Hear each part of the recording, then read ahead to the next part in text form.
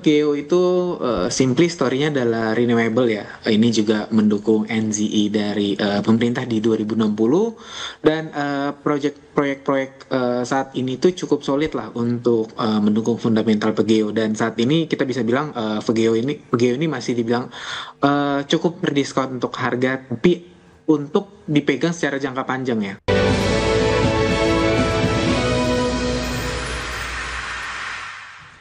Terima kasih Anda masih bergabung sama kami. Sebelum saya lanjutkan perbincangan bersama Mas Christian Sitorus, Research MNC Sekuritas, kita akan simak terlebih dahulu data dari pembukaan ataupun pergerakan di IHSG di pembukaan sesi 1 hari ini. Pemirsa, di pagi hari Jumat, IHSG sejauh ini bergerak menguat 0,28% ke level 8.297,650. Kemudian di saham yang masuk ke jajaran top gainers diantaranya adalah ada JAR, TB, PIPA, CBRE, dan juga FAS.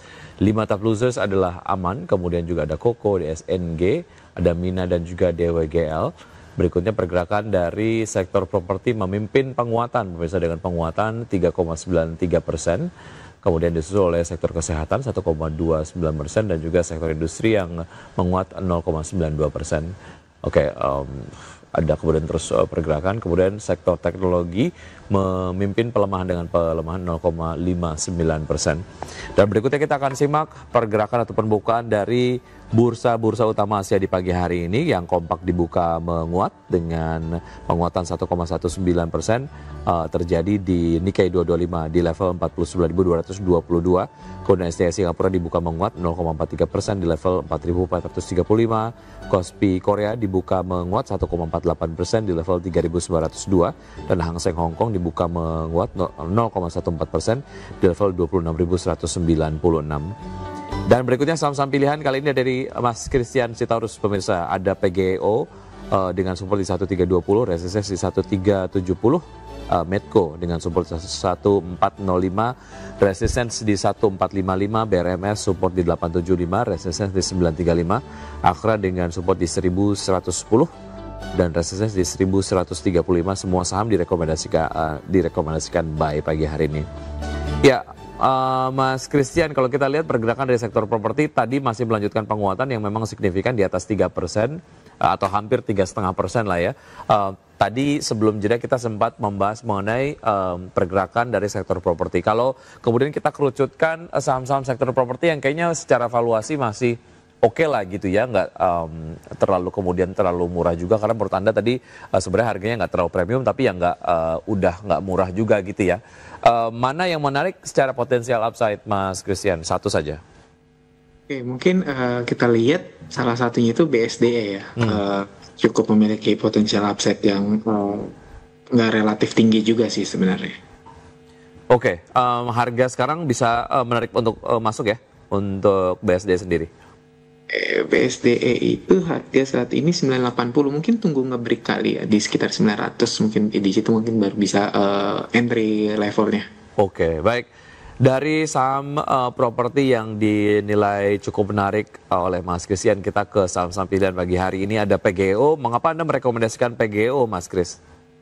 Oke, Pegeo itu simply story-nya adalah renewable ya. Ini juga mendukung NZE dari pemerintah di 2060 dan proyek-proyek saat ini tuh cukup solid lah untuk mendukung fundamental Pegeo dan saat ini kita bisa bilang Pegeo ini masih dibilang cukup berdiskon untuk harga tapi untuk dipegang secara jangka panjang ya, karena target-target mereka itu kapasitas 1 gigawatt itu di 2-3 tahun dan juga di 1,5 gigawatt itu di 2030. Nah ini berdampak cukup solid terhadap fundamental jangka panjang dari PGO itu sendiri.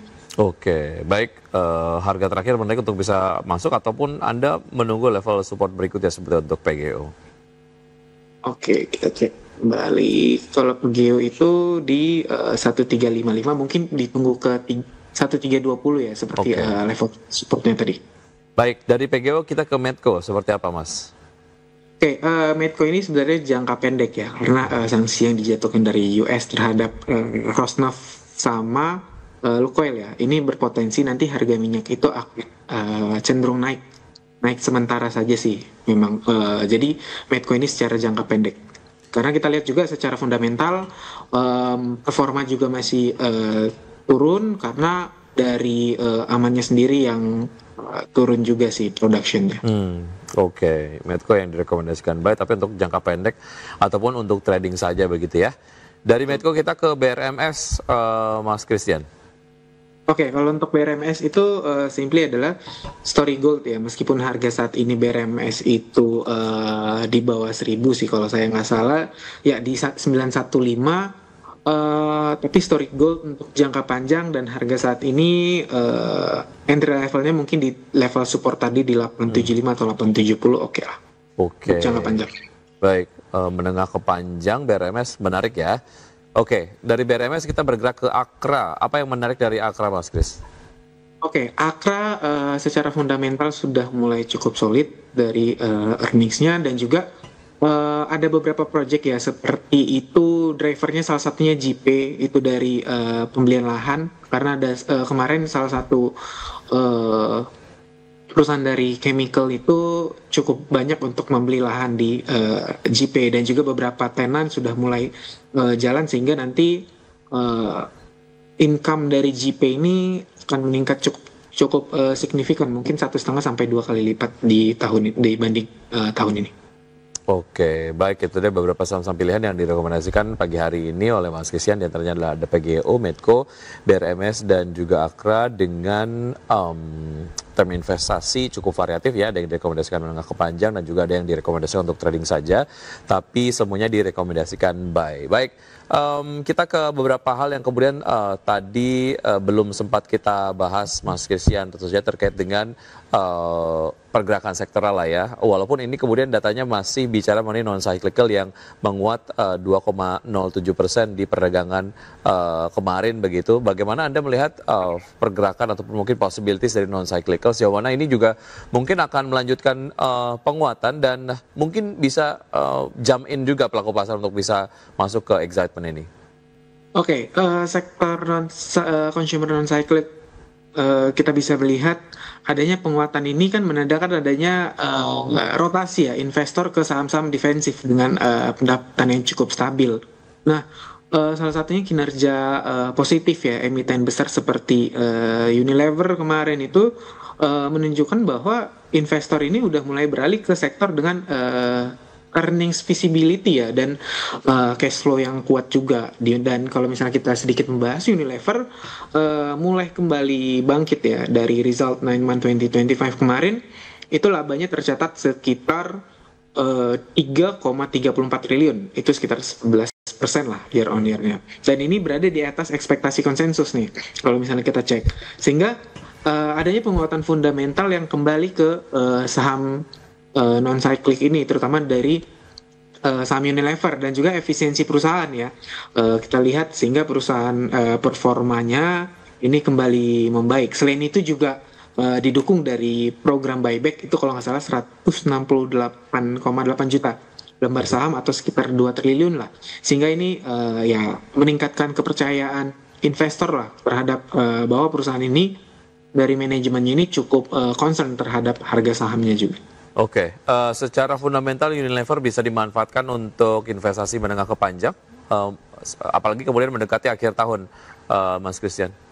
Oke, mungkin kita bisa bilang investasinya jangka pendek hingga jangka menengah dulu sih sebenarnya, karena kita lihat juga nanti earnings di full year 2025-nya seperti apa, apakah tetap cukup solid, apabila nanti tetap cukup solid dan ini cukup oke untuk jangka panjangnya sendiri. Oke, secara pergerakan sektor ataupun mungkin apa ya, volatilitas di sektor consumer goods sendiri begitu sepanjang tahun 2025 ini menurut Anda seperti apa? Sejauh mana itu kemudian dapat menjadi salah satu faktor pertimbangan lah untuk pelaku pasar sebelum bisa masuk ke sektor consumer goods, salah satunya adalah ke Unilever ini?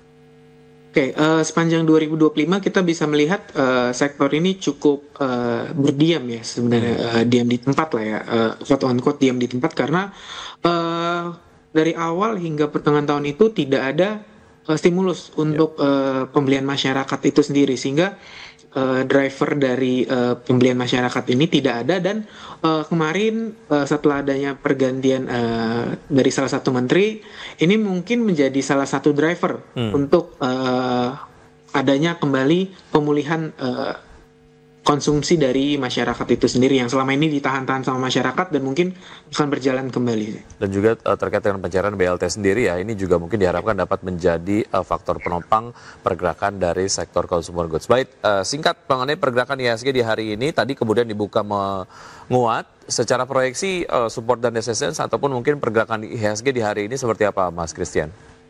Oke, kami memperkirakan IHSG sebenarnya berpeluang untuk menguat ya, untuk menguji kembali area resistennya itu di 8288 hingga 8314. Namun, investor juga harus mewaspadai area support di 8326 karena apabila nanti break, arah selanjutnya dimungkin menutup gap di 8117 sampai dengan 8141 nantinya.